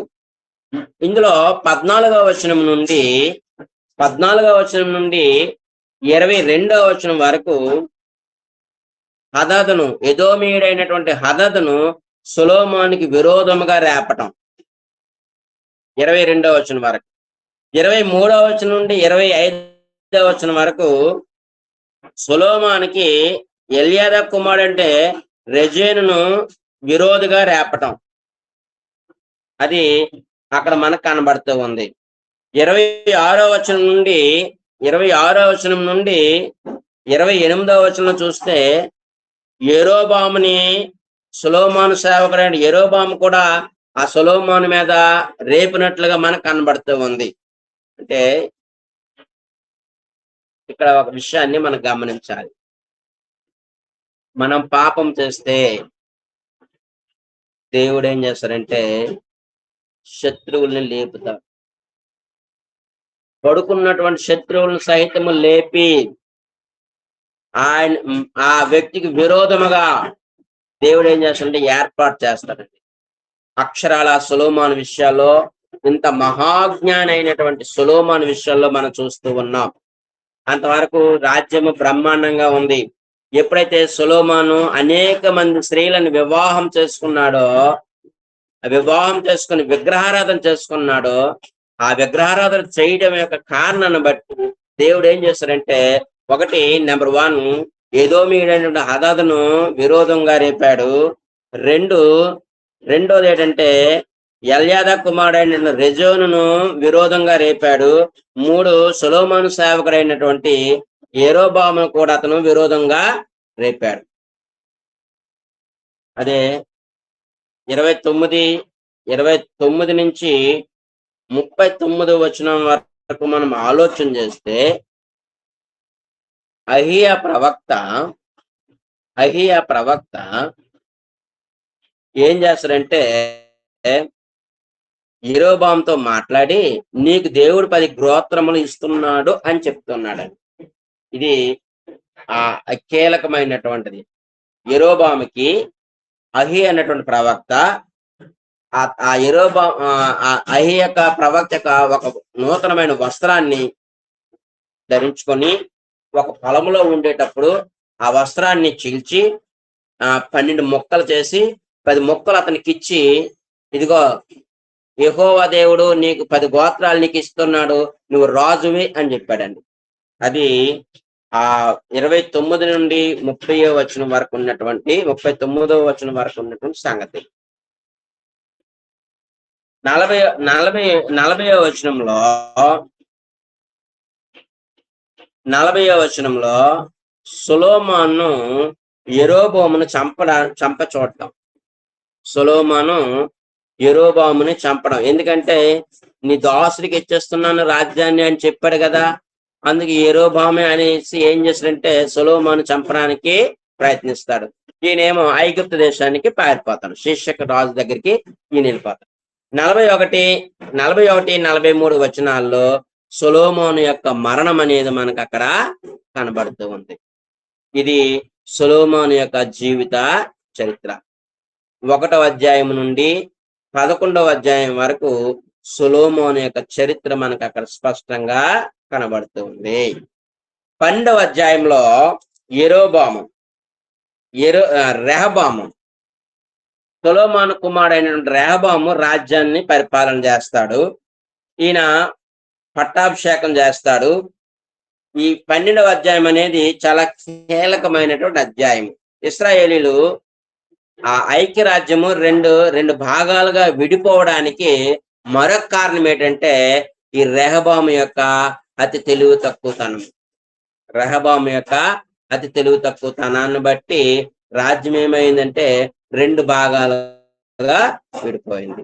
వీళ్ళందరూ వచ్చారు, పట్టాభిషేకం చేశాడు, వచ్చాడు. ఇదిగో మీ నాన్నగారు మా మీద ఏమో బరువు అయినటువంటి కాడిని పెట్టారు, నువ్వేమైనా దాన్ని తగ్గిస్తే మేమందరము నీకు సేవ చేస్తాము అని చెప్పారండి. అయితే ఇప్పుడు రెహబాం ఏమన్నా అంటే 3 రోజుల తర్వాత మరలా నా దగ్గర రండి అని చెప్పాడు. అప్పుడు వీళ్ళు వెళ్ళారు. అప్పుడు ఈయన ఏం చేశాడంటే పెద్దలతో మీటింగ్ పెట్టి ఇలాగని అన్నారు, మరి ఏం చేయాలంటే ఇదిగో ఆ కాడిని మీరు తీసిస్తే, ఆ కాడిని మీరు తగ్గిస్తే, మీకు సేవ చేసుకుని మృదువుగా మాట్లాడితే మీకు దాసులుగా ఉంటారు, కాబట్టి మీరు అలా చెయ్యండి అని పెద్దలు సలహా ఇచ్చారండి. అయితే ఇతడు పెద్దల యొక్క ఆలోచనలు కాకుండా తనతో పెరిగినటువంటి యవ్వనస్తుల యొక్క ఆలోచన తీసుకున్నాడు. ఎప్పుడైతే ఆ పెద్దల యొక్క ఆలోచన మానేసి యవ్వన పిల్లల యొక్క ఆలోచనలు తీసుకున్నాడో, దాన్ని ఎప్పుడైతే అమలు చేశాడో అప్పుడు ఇశ్రాయేలీలో 10 గోత్రాలు ఏమయ్యాయంటే యెరోబాము పక్షాన వెళ్ళిపోయారండి. యెరోబాము పక్షాన వెళ్ళిపోయారు. అది ఆ సంగతులు మనకి ఈ 12వ అధ్యాయంలో మనకి కనబడుతూ ఉన్నాయి. 3వ వచనం, 1వ వచనమేమో పట్టాభిషేకం చేయటం, 2వ వచనమేమో యెరోబామేమో ఐగుప్తుకు పారిపోవటం, 3వ వచనం నుండి 19వ వచనంలో రెహబాము ఇశ్రాయేల్ యొక్క విన్నపాన్ని ఏం చేశారంటే తిరస్కరించాడు. అప్పుడు 20వ వచనంకి వచ్చేటప్పటికి ఇశ్రాయేలీలందరూ కూడా యెరోబాముని ఏం చేశారంటే రాజుగా అంగీకరించడానికి పట్టాభిషేకం చేసుకున్నారు. అప్పుడు 21 నుండి 24వ వచనం వరకు మనం ఆలోచన చేస్తే దేవుడు షమాయా అనే ప్రవక్తని పంపించి కొన్ని మాటలు చెప్పాడండి. అంటే వీళ్ళు ఏం చేశారంటే యెరోబాము రెహబాము వీరి మధ్య 10 మందిని తీసుకుని వెళ్ళిపోయాడు కదా యెరోబాము. కాబట్టి రెహబాము ఏం చేశాడంటే వీరితో యుద్ధం చేయడానికి సైన్యాన్ని ఏమో సమకూరుస్తూ ఉన్నాడు. అప్పుడు దేవుడు దైవజనుడైనటువంటి షమాయితో మాట్లాడుతూ నువ్వు వెళ్ళు, అది నా వల్ల జరిగిందని చెప్పు అని చెప్పాడండి. అది 21వ వచనం నుండి 24వ వచనం వరకు మనకి కనబడుతున్నటువంటి మాట. అయితే 25వ వచనం నుండి 33వ వచనం వరకు కూడా ఘోరమైనటువంటి సంగతి ఇశ్రాయేల్ చరిత్రలో స్పష్టంగా కనబడుతూ ఉంది. యెరోబాము దూడ విగ్రహములు చేసి ఇశ్రాయేలీలు పాపము చేయుటకు కారకుడయ్యాడు. యెరోబాము 2 బంగారు దూడలను బేతేలులో 1, దానులో 1 పెట్టి ఇశ్రాయేలీలు మరియు యూదులు పాపం చేయడానికి కూడా కారకుడయ్యాడండి. అంత దుర్మార్గంగా బ్యాడ్ ఎగ్జాంపుల్ గా యెరోబాము కనబడుతూ ఉన్నాడు. 25వ వచనం నుండి 33వ వచనం వరకు. 13వ అధ్యాయంలో ఈ యెరోబాము బలిపీఠం మీద బలి అర్పిస్తూ ఉన్నాడు. ఆ సమయంలో దేవుడు ఒక యవ్వన ప్రవక్తని పంపించాడు. అతడు వచ్చి ఆ బలిపీఠంతో మాట్లాడుతూ ఉన్నాడు. ఆ విషయాలు మనకి 1 నుండి 10 వచనాల్లో మనకు అక్కడ కనబడుతూ ఉన్నాయి. యోధా దేశం నుండి వచ్చిన యవ్వన ప్రవక్త లేదా దైవజనుడు బలిపీఠంతో మాట్లాడడం. ఇదిగో యోషు అనే ఒక శిశువు పుడతాడు. ఆ శిశువు పుట్టి ఏం చేస్తాడంటే నీ మీద ధూపం వేసి మనుషుల యొక్క శైల్యాలతో ఆ బలిపీఠాన్ని కాల్చేస్తాడు అని చెప్పాడండి. ఇది ఈయన చెప్పి ఇంచుమించుగా 300 లేకపోతే ఎన్నో సంవత్సరాలు పట్టిందండి. అప్పుడు ఇది నెరవేరిందండి. ఏడిది అని అంటే ఈ యోషి అనే ప్రవక్త పుట్టడం, అలాగ జరిగించడం, ఇదంతా 2వ రాజుల గ్రంథంలో మనకు కనబడుతూ ఉంటది. అయితే 11వ వచనం నుండి 32వ వచనం వరకు దేవుని మాట మీరినటువంటి యవ్వన ప్రవక్త మరణించడం లేకపోతే చంపబడ్డం. దేవుడు ఒకసారి చెప్పాడనంటే మరలా మాట మార్చుకోడండి ఆయన. నువ్వు ఏ త్రోవలు వెళ్తున్నావో నువ్వు వచ్చేటప్పుడు ఆ త్రోవల మీద తిరిగి రాకూడదు అని దేవుడు చెప్పాడండి. నువ్వు అక్కడ భోజనం చేయకూడదు అని చెప్పాడండి. ఎవరితో కుశలం మాట్లాడకూడదు అని చెప్పాడండి. కానీ ఆ బేతెల్లో ఉన్నటువంటి ఒక ముసలి ప్రవక్త అతను మోసం చేసి, ఇదిగో నీకు కనిపించినటువంటి దేవుడే నాకు ఆ దేవదూత వచ్చి కనబడ్డాడు, ఇదిగో నా దగ్గరకు వచ్చి భోజనం చేయమన్నాడు అని చెప్పి ఆ ప్రవక్త మోసం చేసి చివరికి ఏం చేశాడంటే ఈ యవ్వన ప్రవక్త చనిపోయేటట్లుగా చేశాడు. ఇక్కడ ఒక విషయాన్ని మనం గమనించాలి. దేవుడు మాట ఎప్పుడు మార్చుకోడండి. మాట ఎప్పుడు కూడా మార్చుకోడు. అంటే కొన్ని సందర్భాల్లో మనకి మార్చేసినట్టుగా కనబడుతుంది. ఒకసారి యోనాను గురించి మనం ఆలోచన చేస్తే నినేవే పట్టణము 40 రోజుల్లో ఏమవుద్ది, నాశనం అయిపోద్ది అని అన్నాడండి. ఆ 3 రోజులకి వాళ్ళు మారు మనసు పొందారు. దేవుడు ఏం చేశారంటే వారు నాశనం చేయలేదండి. ఆయన సమయం ఇచ్చాడు, టైం ఇచ్చాడు, కాబట్టి దాన్ని ఏమైనా పాడు చేయలేదు. అంటే ఇక్కడ పర్టికులర్ గా దేవుడు ఏం చేశారంటే స్పష్టంగా చెప్పాడు. మరలా దాన్ని మరొక ప్రవక్తకి చెప్పుకోలేదు, మరొకరి ద్వారానో ఇది ఎలా కాదు అది అలాగని చెప్పే పరిస్థితి మాత్రం దేవుడు ఎప్పుడు కూడా చేయడు. కానీ ఈ యవన ప్రవక్త అలాగ మోసపోయేటట్లుగా మనం ఇక్కడ చూడొచ్చు. 33-34 వచనాల్లో యెరోబాము తన దుర్మార్గతను విడిచిపెట్టకుండా ఉండటం చాలా స్పష్టంగా ఉందండి. ఒకసారి చూడండి 13వ అధ్యాయం 33. ఈ సంగతి అయిన తరువాత యెరోబాము తన దుర్మార్గతను విడిచిపెట్టక చాలా ఘోరంగా ప్రవర్తిస్తూ వస్తూ ఉన్నాడు యెరోబాము. ఇది 13వ అధ్యాయంలో ఉన్నటువంటి సంగతులు. 14వ అధ్యాయంలో అహియా ప్రవక్త చెప్పినట్లు యెరోబాము కుమారుడు చనిపోవటం ఇలాగా జరుగుతున్నటువంటి తరుణంలో ఈయనకి ఒక కుమారుడు ఉన్నాడు. ఆ కుమారుడు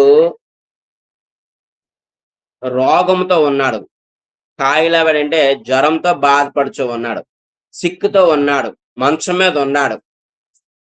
అయితే ఇదిగో నేను రాజునవుతానని నాకు సమాచారం ఇచ్చినటువంటి అహియా ప్రవక్త ఉన్నాడు, నువ్వు ఆయన దగ్గరికి వెళ్ళు అని చెప్పి ఏం చేశాడంటే ఆ యెరోబాము తన భార్యని మారు వేషంలో పంపించాడండి. ఎందుకంటే ముసలైపోయాడు, కళ్ళు గట్ట కనబడవని. అప్పుడు దేవుడు స్పష్టంగా చెప్పాడు, ఇదిగో యెరోబాము భార్య వస్తుంది, నువ్వు నేను చెప్పవలసినవన్నీ సంగతులన్నీ చెప్పు అనే విషయాన్ని అక్కడ తెలియజేశాడండి. అప్పుడు 1 నుండి 18 వచనాల్లో ఆ మాటలు మనకు అక్కడ స్పష్టంగా కనబడుతున్నాయి. నువ్వు నీ ఇంటి గడప దాటిన వెంటనే నీకు పుట్టబోయే కొడుకు ఏమవుతాడంటే చనిపోతాడు అనే విషయాన్ని ఇక్కడ స్పష్టంగా తెలియజేస్తూ ఉన్నాడు. అది ఈ 1వ వచనం నుండి 18వ వచనం వరకు ఉన్నట్టు సంగతి. 19, 20 వచనాల్లో యెరోబాము మరణం మనకు అక్కడ కనబడుతూ ఉంది. 21 నుండి 31 వచనాల్లో యోధారాజు అయినటువంటి రెహబాము గురించినటువంటి కొన్ని సంగతులు, అతని యొక్క మరణము మనకి ఇక్కడ కనబడుతుంది. ఎవరిది? యోధారాజు అయినటువంటి రెహబామును గురించినటువంటి సంగతులు ఈ 21వ వచనం నుండి 31వ వచనం వరకు మనకి ఇక్కడ కనబడుతుంది. 15వ అధ్యాయంలో 1 నుండి 8 వచనాలు యోధారాజు అయినటువంటి అబియాను గూర్చి, 9వ వచనం నుండి 24వ వచనం వరకు ఆశారాజు గురించి, అదే విధంగా 25వ వచనం నుండి మనం 27వ వచనం వరకు నాదాబు గురించి, తర్వాత ఏమో బయేషా రాజు గురించి మనం చూస్తూ ఉన్నాం. 33, 34 వచనాల్లో 33, 34 వచనాల్లో ఈ బయేషా ఏమవుతాడంటే అక్కడ 15వ అధ్యాయం బయేషాను కూర్చున్నటువంటి సమాచారం, ఆ బయేషా మరణం గురించి మనం ఇక్కడ చూస్తూ ఉన్నాం. ఇది 15వ అధ్యాయంలో ఉన్నటువంటి సంగతి. ఇక్కడ ఒక విషయాన్ని మనం ఆలోచన చేద్దాం. 15వ అధ్యాయంలో దావీదుని మంచికి ఉదాహరణగా దేవుడు తీసుకుంటూ ఉన్నాడు. 4వ వచనం చూడండి.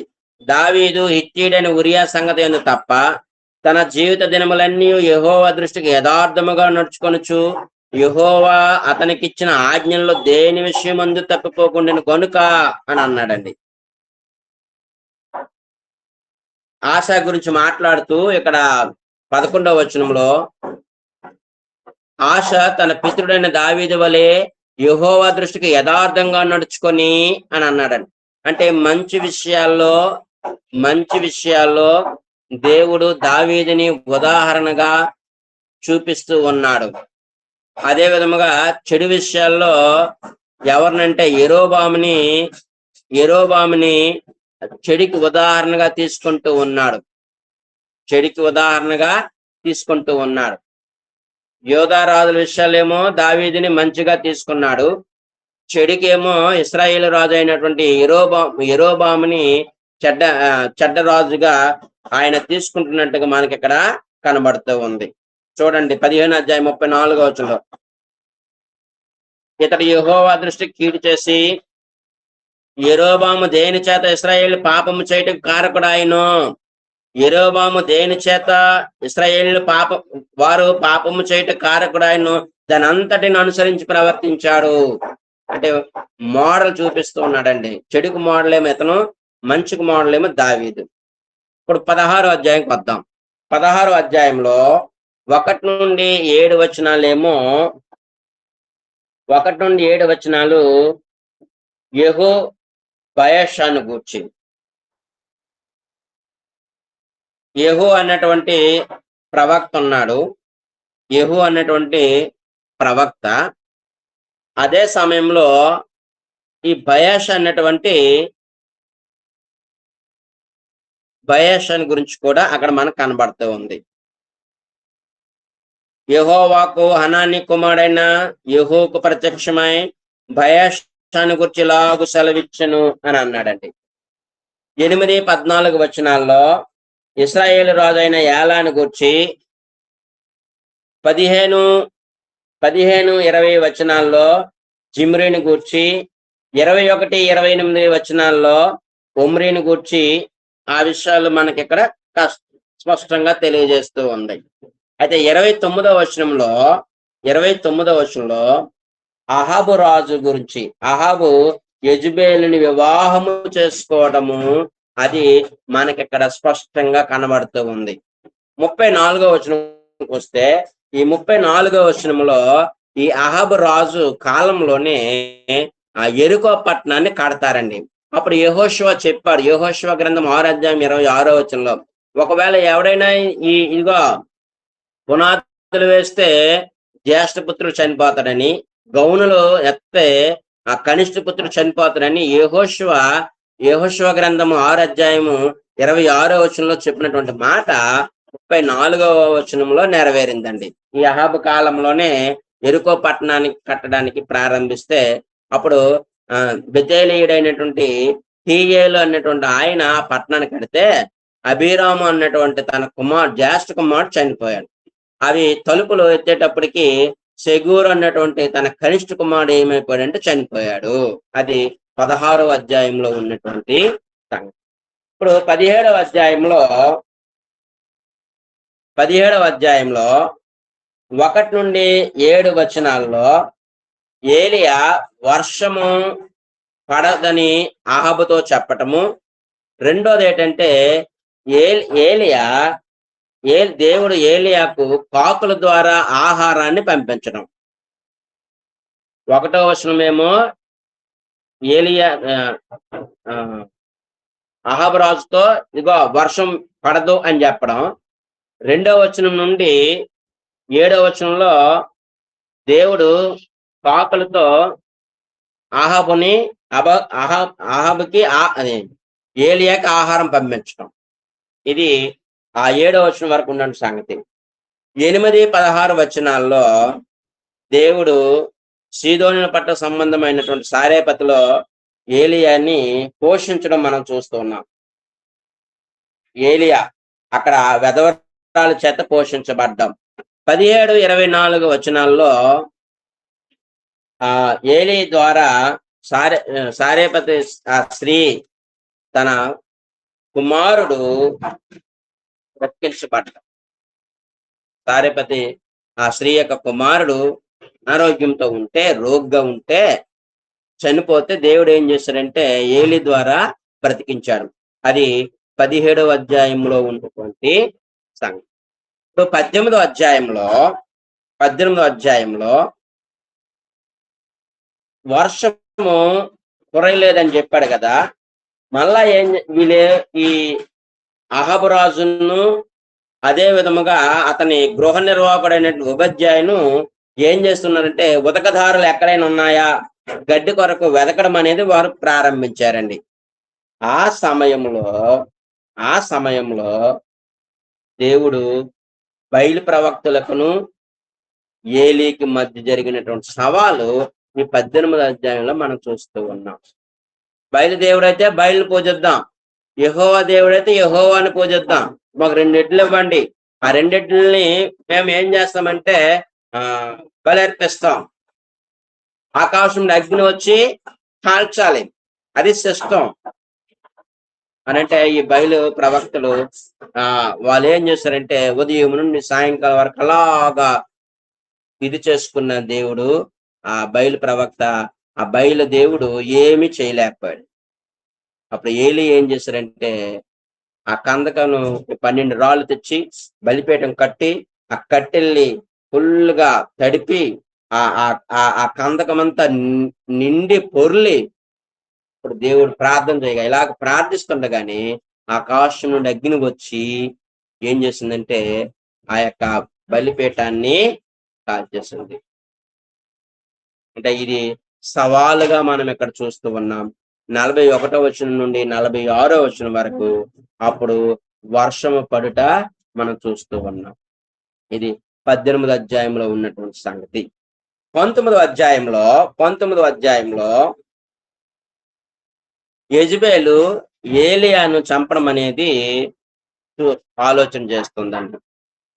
ఏలియాను చంపదలిచినప్పుడు ఏలియా ఏం చేస్తారంటే తన ప్రాణాన్ని రక్షించుకోవడానికి హోరేబుకి వచ్చి నివాసం చేస్తాడు.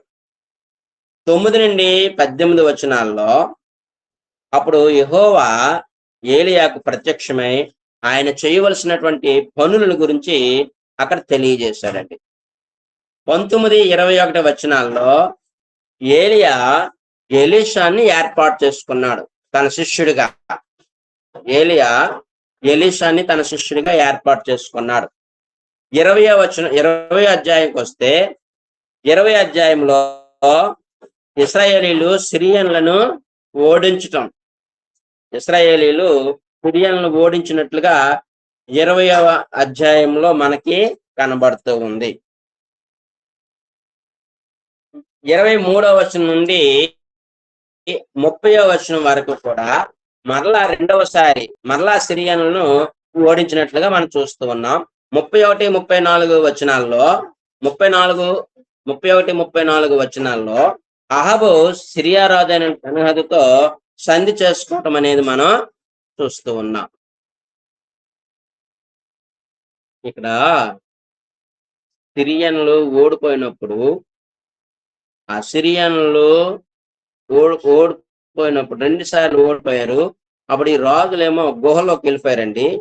అప్పుడు వాళ్ళ సేవకులు చెప్తూ ఉన్నారు. 31వ వచనం చూడండి, అక్కడ 20 అధ్యాయం 31వ వచనం. అతని సేవకులు ఇశ్రాయేలు వారు రాజులు దయాపరులను మేము వింటిమి గనుక నీకు అనుకూలమైన ఎడల మేము నడుముకు గోనెలు కట్టుకొని తల మీద త్రాళ్ళు వేసుకుని ఇశ్రాయేలు రాజునంతకు పోదుము, అతడు నీ ప్రాణము రక్షించునేమో అని రాజుతో అనగా రాజు అందుకు సమ్మతించను. అంటే ఇశ్రాయేలు రాజు దయాపరులు కాబట్టి మేము గోను పట్ట పట్టుకొని వెళ్తాము, కాబట్టి ఆయన ఏమైనా కరుణించవచ్చు, దయ చూపించవచ్చు అని ఈ సేవకులు సిరియా రాజుకి సలహా ఇస్తే, అయితే మీరు వెళ్ళండి అని రాజు చెప్పారు. అప్పుడు ఈయన వెళ్ళాడండి. ఓ ఇంకా బతికే ఉన్నాడా బెన్హదదు, అయితే అతడు నా సహోదరుడే అని అన్నాడండి. అది ఆ విషయాలు మనకి 31వ వచనం నుండి 34వ వచనం వరకు కనబడుతూ ఉన్నాయి. 35వ వచనం నుండి 43వ వచనం వరకు అహాబు ప్రవక్తలు అహాబును గద్దించుట. ప్రవక్త అహాబును గద్దించటం. ఎందుకంటే నువ్వు తప్పించావు కదా, దానికి ఒక డ్రామా లాగేసి ఆ డ్రామాలో ఈ ప్రవక్త ఏం చేశారంటే అహాబు రాజుని గద్దించినట్లుగా మనకి 35వ వచనం నుండి 43వ వచనం వరకు కనబడుతూ ఉంది. అప్పుడు 21వ అధ్యాయంకి వస్తే ఈ 21వ అధ్యాయంలో నాబోతు ద్రాక్ష తోట గురించినటువంటి సంగతి, దాన్ని 1 నుండి 16 వచనాల్లో అహాబు నాబోతును చంపించి ద్రాక్ష తోటను స్వాధీనం చేసుకుంటాడు. 17వ వచనం నుండి 22వ వచనం వరకు అహాబు కుటుంబమునకు జరగబోయే దాన్ని ఏలియా ద్వారా ప్రకటించటం.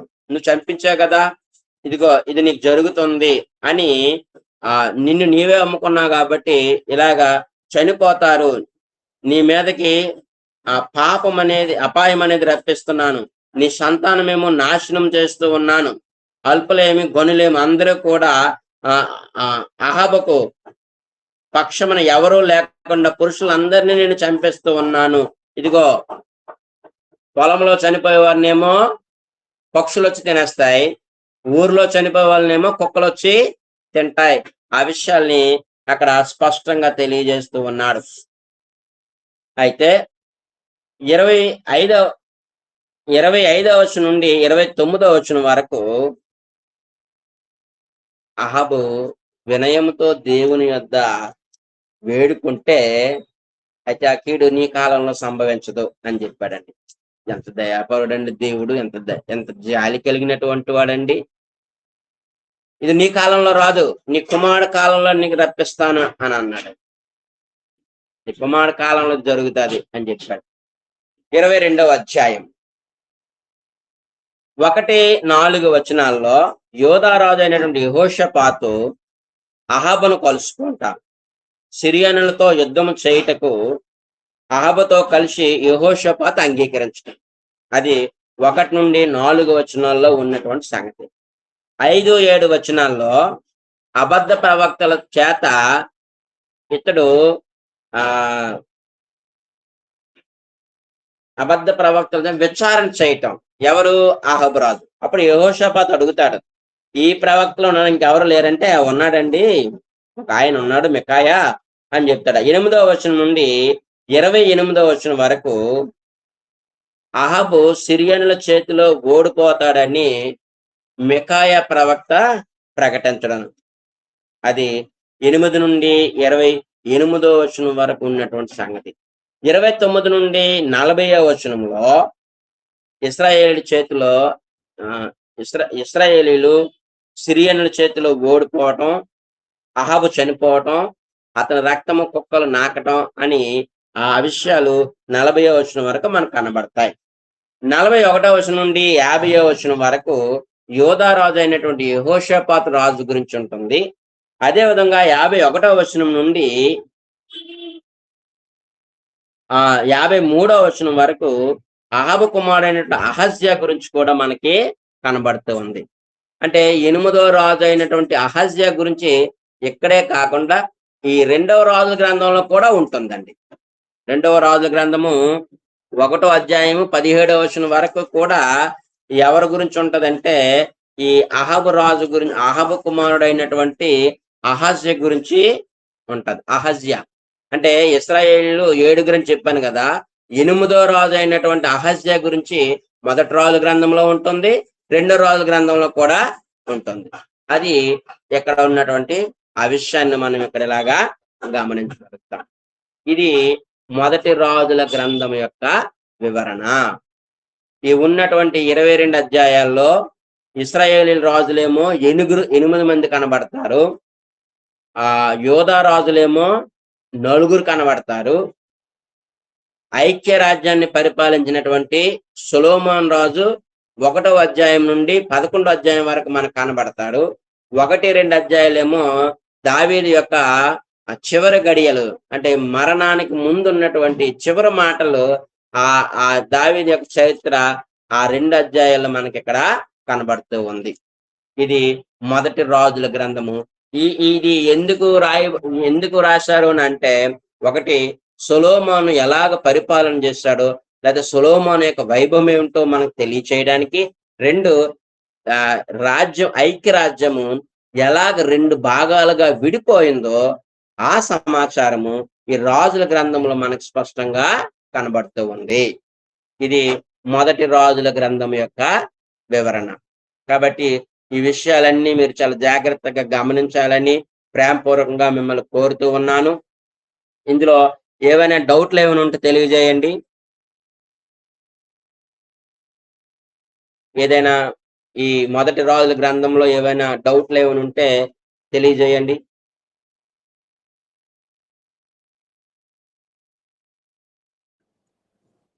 లేదు సార్. ఓకే, థ్యాంక్ యూ అమ్మా. చాలా స్పష్టంగా చెప్పారు. Thank you so much sir. చాలా ఓకే. అండర్స్టాండింగ్ ఉండింది. Thank you. ఓకే తల్లి. ఇంకెవరికైనా ఏదైనా డౌట్లు ఏమైనా ఉన్నాయండి 1వ రాజుల గ్రంథం మీద? ఈ 1వ రాజుల గ్రంథంలో ప్రవక్తలు కూడా మనకు కనబడతారు. 1వ రాజుల గ్రంథంలో ప్రవక్తలు కూడా మనకి కనబడతారు. అది మనం ఆలోచన చేసుకోవచ్చు. రాజులు కనబడతారు, ప్రవక్తలు కనబడతారు, యాజకులు కనబడతారు. కానీ మనకి స్పష్టంగా దావీదు చివరి మాటలు, సొలొమోను చరిత్ర, విడిపోయిన రాజ్యం యోధా రాజ్యము, ఇశ్రాయేలు రాజ్యం. యోధా రాజ్యంలో ఏమో 4 రాజుల యొక్క చరిత్ర మనకు అందులో ఉంటుంది. అదే విధంగా ఇశ్రాయేలు రాజుల చరిత్ర ఏమో 8 మంది రాజుల చరిత్ర అనేది ఉంటుంది. లాస్ట్ లో అహజ్యా అనేటువంటి రాజుది 1వ రాజు గ్రంథంలో ఉంటుంది, 2వ రాజు గ్రంథంలో ఉంటుంది. కాబట్టి అది గమనించాలి. అందుకు నేను 7 రాజులనే స్పష్టంగా చెప్పాను. కానీ 8వ రాజు కూడా ఉన్నాడు, అందులో మనకు కొన్ని విషయాలు చెప్పాడు. కానీ 1వ అధ్యాయం 17వ వచనం వరకు, 2వ రాజు గ్రంథం 1వ అధ్యాయం 17 వరకు ఆ రాజు గురించి మరలా ఉంది. కాబట్టి దాన్ని అక్కడ మనం కంటిన్యూ అనేది చేసుకోవచ్చు. కాబట్టి ఈ విషయాల్ని మీరందరూ గమనించాలని కోరుతున్నాం. ఈ రాజుల గ్రంథంలో కేవలము రాజులు ఎలాగా పరిపాలన చేశారు ఆ విషయాలు రాజుల గ్రంథంలోను, దినవృత్తాంతాల గ్రంథంలోను మాత్రమే మనకు కనబడతాయి. ప్రవక్తల గ్రంథాల్లో అయితే రాజు ఎలా పరిపాలించాడో చెప్తాడు, ఆ రాజు పరిపాలించిన కాలంలో ప్రజలు ఎలాంటి పరిస్థితుల్లో ఉన్నారు అనే విషయాల్ని ప్రవక్త అక్కడ తెలియజేస్తారు. ఎక్కువగా ప్రజలు ఎలాగ జీవిస్తున్నారో, ప్రజలు ఏ సమస్యల్లో ఉన్నారు, లేదా వారు ఏ పాపంలో ఉన్నారో అనేది ప్రవక్తల గ్రంథంలో మనకు స్పష్టంగా కనబడుతూ ఉంది. కాబట్టి ఈ విషయాల్ని మీరు అర్థం చేసుకొని ఈ రాజుల గ్రంథం మీద పట్టు సాధించాలి. మనం ఈ రాజుల గ్రంథం మీద పట్టు సాధించాలి. అలాగా మనం సాధించగలిగితే ఈ ఈ పుస్తకం మీద మనకు ఒక మంచి అవగాహన అనేది వస్తూ ఉంది. ఇంతవరకు చక్కగా ఓపికగా విన్న మీ అందరికీ కూడా నా యొక్క వందనాలు తెలియజేస్తూ ఉన్నాను. మనం ప్రార్థన చేసుకుందామండి. బ్రదర్ ఏం లేరు కదా అందుబాటులో?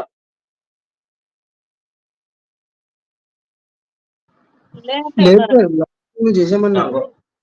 ఓకే, ప్రార్థన చేసుకుందామండి. అయితే ప్రేమ స్వరూపైన మా తండ్రి, మహోన్నతుల మా దేవ, మా సహోదరులు సురేష్ కుమార్ గారిని, తన భార్య బిడ్డలను, వారు నడిపిస్తున్న స్థానిక సంఘాలు బట్టి మీకు స్తుతులు నాయన. మరి 2 సంవత్సరాల బైబిల్ కోర్సును వారు ఏర్పాటు చేసి, అందులో ఈ మీటింగ్ ద్వారా, ఈ యొక్క జూమ్ మీటింగ్ ద్వారా మీ మాటలు నేర్చుకోగలిగేటట్లుగా, మీ లేఖనాలను పరిశీలించగలిగేటట్లుగా ఈ ఏర్పాటు చేసిన విధానాన్ని బట్టి మీకు స్తుతులు చెల్లిస్తున్నాం నాయనా. మరి మేము మీ మాటల యందు శ్రద్ధ కలిగి ఆసక్తితో మేము ముందు కొనసాగలిగినట్లుగా మమ్మల్ని కనికరించండి, కృప చూపించండి. అవి మా భవిష్యత్తుకు ఉపయోగపడేటట్లుగా, మేము జీవించి ఇతరులకు బోధించేటట్లుగా మీరు మమ్మల్ని కనికరించమని, కృప చూపించమని వేడుకుంటున్నాం నాయనా. మరి కూడి వచ్చిన సహోదరులు బట్టి, సోదరీమణులను బట్టి మీ సన్నిధానంలో ప్రార్థిస్తూ ఉన్నాం. వారు నాయనా మరి ఈ నేర్చుకున్నటువంటి ఈ యొక్క సంగతులు వారికి భవిష్యత్తులో ఉపయోగపడేటట్లుగా మీరే వారిని కనికరించమని, కృప చూపించమని మేము మీ సందర్భంలో ప్రార్థిస్తున్నాం. ఆయా కుటుంబాలు మీరు దీవించండి, ఆశీర్వదించండి.